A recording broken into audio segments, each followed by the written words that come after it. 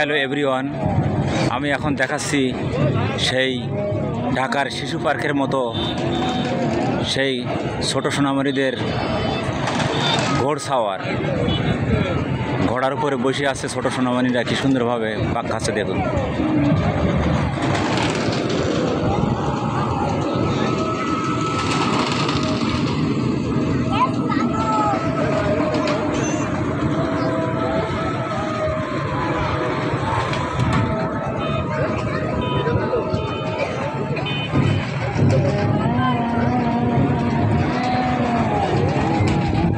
খুব সুন্দর মনোরম পরিবেশ, ছোট সোনামণিদের সেই